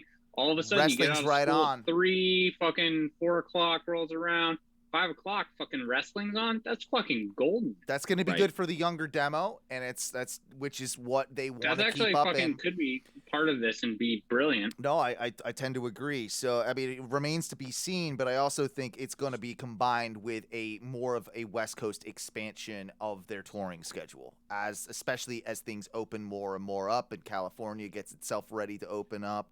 And as COVID starts, hopefully, I think they're open.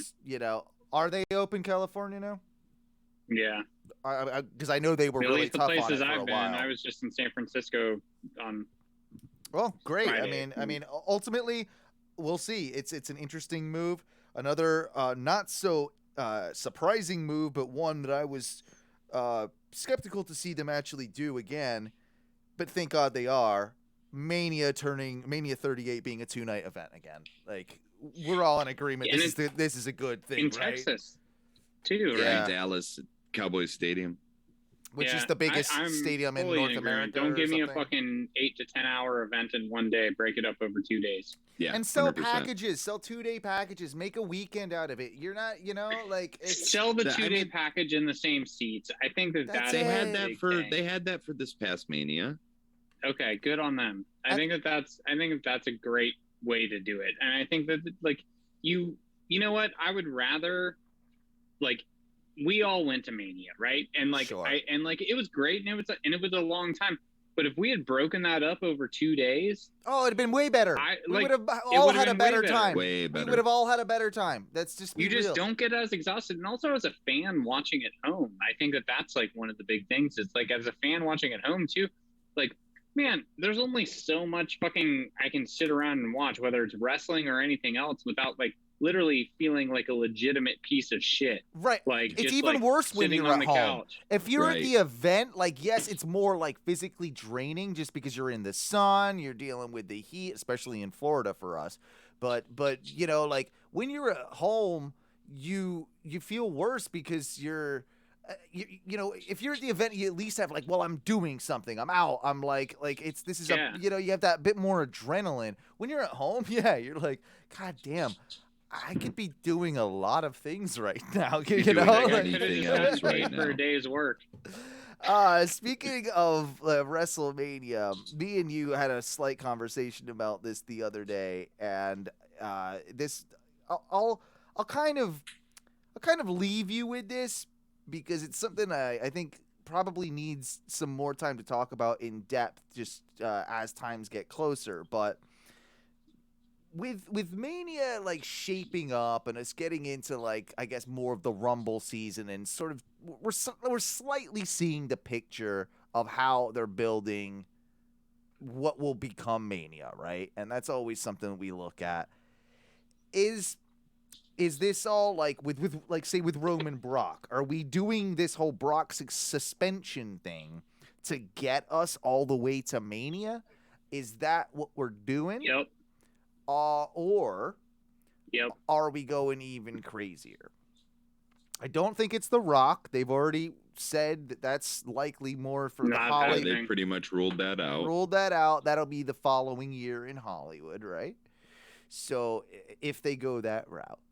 Now, I had a crazy theory that, and I'm not going to discount that this man has had significant real life shoot health challenges, and we haven't heard much from him as of late.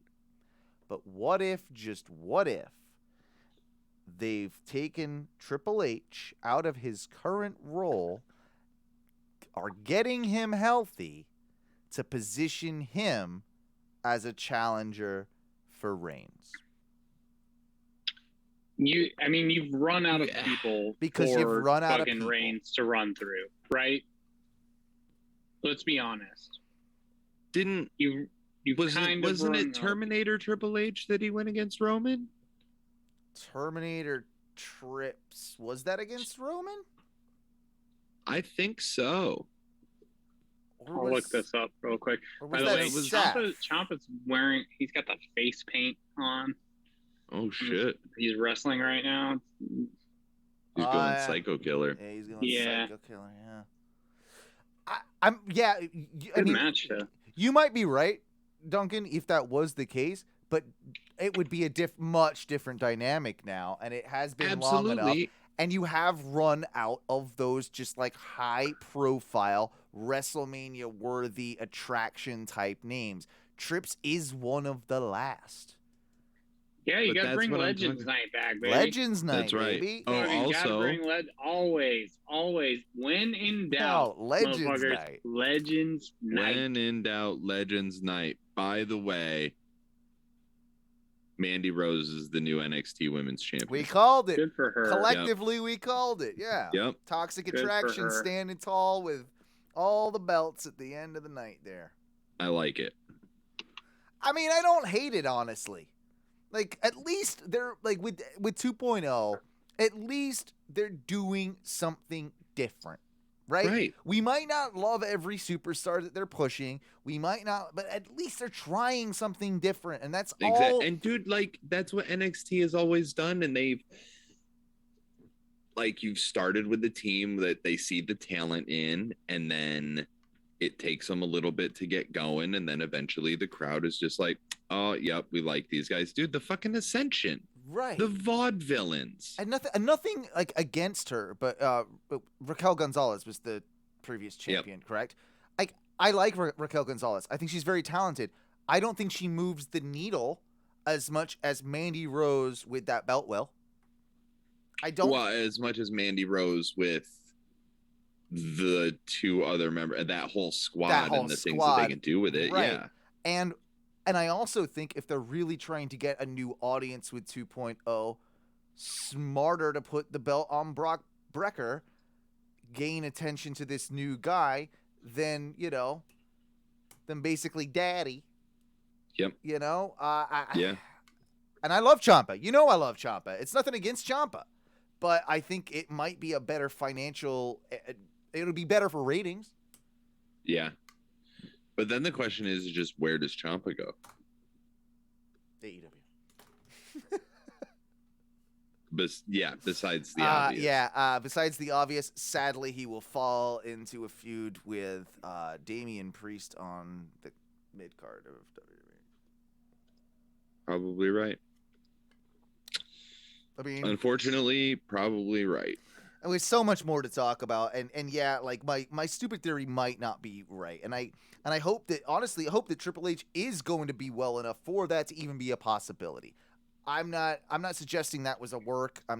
But it is interesting how they use that term, cardiac event. It is interesting how it's not been really addressed apart from one tweet thanking them prior. This feels like this could be something for us to purposely forget about for later down the road for the big Legends pop. And even if it's feels not kind of work-ish. Yeah. I don't want to be that guy, but no, but it's WWE. He's a McMahon now. Like, that's shit that they would do. And also, what would Vince do to punish Trips even more for failing with NXT? Have him lose to Roman. Okay, first of all, Vince is the one that made him fail with NXT. But yeah, but he doesn't see it that way, does he? No, of course he doesn't. All right, Matthew, before we get out of here, what did you have for us? Oh, yes, thank you. It's nothing that fucking amazing. I just wanted to get your guys' opinion. I can't believe we haven't talked about this. Mark Henry on the split screens with the backstage promos. I love it. Thumbs up or thumbs down. It's the best. He needs to actually do something like a thumbs up or thumbs down. I fucking did not get it or like this at first, right? So Mark Henry in the middle, split screen people. He like asks a question to one wrestler or fucking tag team or click, and then they talk. The other one's kind of sitting there listening. They do the split screen, go back. Then the other one ends up talking, and he's like, well, it's time for the match. He has like a phrase, and I can't fucking figure out what the phrase is. It's time for the main event. So corny and so fucking stupid. And every time I watch it now, I fucking absolutely love it. And I'm like, you know what? Good. That's where you fit in. You found like the puzzle piece. And good for him. Yeah. Because it was tough, man. Like, he was not fitting in for a while, but he is earning his money. And I like Mark. He's got a shit-eating grin on his face. They need to almost they could almost make it. But have you noticed that? Like the way that they're doing that? Yeah. And have they done that in...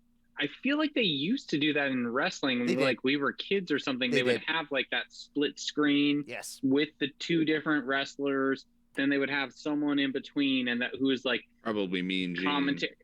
Yeah, I think so. Like, I feel like it was a WCW so, like, thing. It looks But I also no, I feel like they did that in WWF a long time ago as well. Sometimes I think you would have a moderator or an interviewer in between the two of them, and other times it was literally just a guy like two guys with cameras in different rooms. The one guy would be like, he could hear the other guy, but he wouldn't be saying anything. Sean Mooney. And then one would Sean Mooney.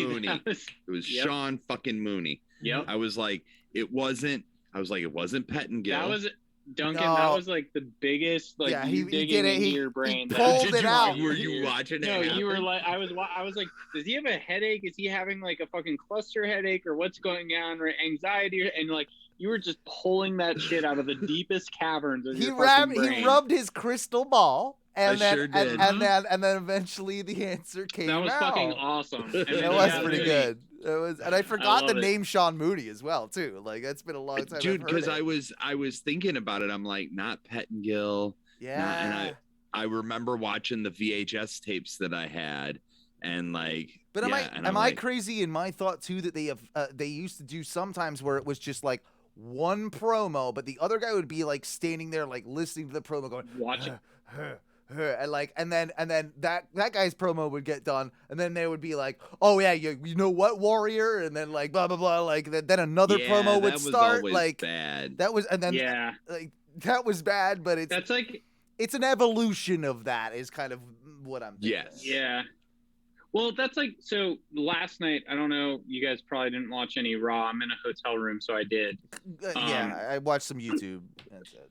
But the ladder match at the end of the night, which was actually not that bad. I watched a couple clips. Rey Mysterio, Seth Rollins, Finn Balor, and Kevin Owens in a ladder match. The right guy won, especially if Kevin Owens is Seth leaving Rollins the company. coming out on top. Fucking Owens did his shit like he usually does, which was great. I mean, they all did. But I mean, it was actually good for a Monday Night Raw. So I actually remember I had gotten to the hotel, I put it on, and then I remember it was like 10 o'clock and they were hyping it up. 10:15 they went to commercial and they said up next, and I was like, that's your main event? I was like, you have 45 minutes left. Technically didn't get started until like 10:30 because Right, of because all you the do all the entrances. entrances and then And then another commercial break. But they still yeah, gave him exactly. some time. They still gave him for they still WWE. gave them- dude, I mean, I'm not saying like go out of your way to watch the fucking match, but if it ends up passing on a replay or something, you see it, watch it, because there's some fucking good shit in there. But during it, I don't know if I can actually do it here, but they cut to a backstage promo like we're just talking about of Big E watching it, and like, Oh, I heard about this. He's I didn't like- see it, but I heard about but it. he's like standing like this, and he's like, the monitor is like where you guys are. He's like Yeah. backs to the monitor, and he's like looking at it like this, and that's how he's like watching it back. I'm like, dude, He's literally taking- 90 degrees. Well, he's taking That's all the you old needed to do, joke. He's fucking taking 90 the degrees. piss. He's taking the piss of the Yeah. old joke of wrestlers and how awkwardly weird they watch the TVs from like this side and no, stuff. he literally So- had his back to the fucking TV, I fucking and then just love he's it. I got- love it. I love it. That's like inside baseball shit, but that's Yeah. what Big E is smart, and that's why it was hilarious. It made me laugh so hard. And believe it or not, I'll actually say that with the way Finn's, like, it was gonna for me, that match was gonna either be Finn or it was gonna be Seth. It makes more sense for it to be Seth because he's a heel and Finn's still a face. Although why they won't turn him heel is beyond me. But the other side of it is like, well, KO could have been cool. I think KO's leaving. I think they know KO is leaving, so Seth was the logical Yeah. only choice. And to be honest, Yeah, pretty much the only one left, right? to be honest, that's actually going to be good. Big E and Seth Rollins could be a feud that they could run with for quite a little while if they want to, and could be pretty entertaining. I think that it will bring out the best of both of them, and I stand by that. Last little thing, and we do have to leave you. Braun Breaker's showing color. Oh, is he? Ooh. Yeah. Yeah. Fucking Steiner's taught him well. No, I can't play that during this. That's actually, like, it's too sad. We have to just Whoa. say, no, it is. Oh, what's happening? No, Imperium won Oh, wow. the tag titles. Tag titles. Fucking Yeah. that bitch Izzy. Sorry, I told didn't you. wanna That bitch. I don't want to spoil with you guys, but if we don't end for another minute, then I can tell you the end of this. I'm watching it live. Yeah. We might as well just get that far. But I'll say in that meantime, something that is quite sad and that needs to be recognized. A guy that we talked about losing, unfortunately, his arm to MRSA about a year ago. Holy has now recontracted, or like I'm not even sure how this whole thing worked. But this poor guy, Jimmy Rave, I should find his actual real name.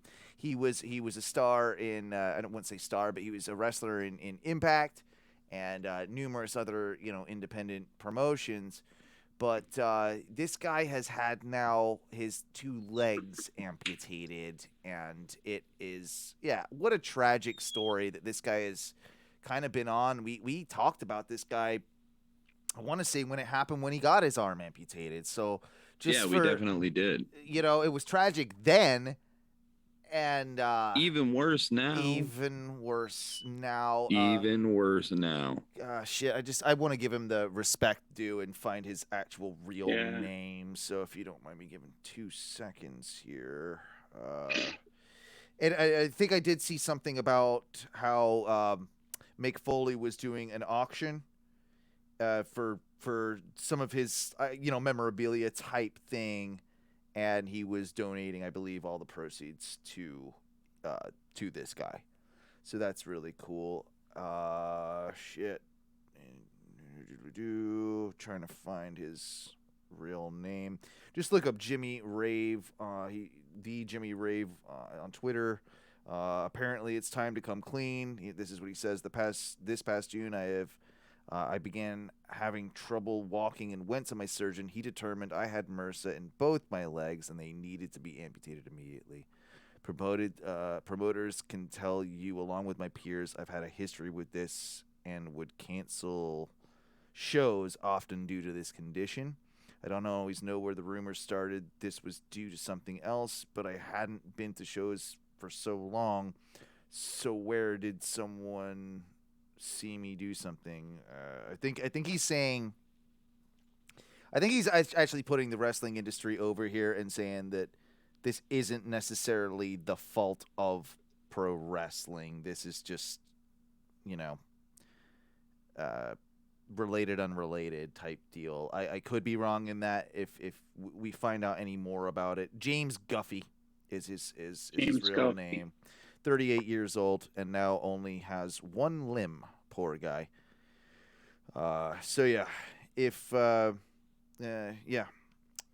Best of luck to him. We will hopefully find out more of that. Yeah. And hopefully he can just live somewhat of I know he does nothing but talk about pro wrestling on his Twitter and how much it is his life. So hopefully he can find some way of working and still being involved in the professional wrestling industry despite his awful situation. And some of the coolest shit that you guys talked about on Ohno radio show last week on clips, there was the guy who did the running on his hands. Yeah. So you can figure out, people do miraculous things when horrible tragedy strikes. So, I mean, I'm not saying it's not, I would be probably the most depressed, person in the world if you cut off my legs and one of my arms.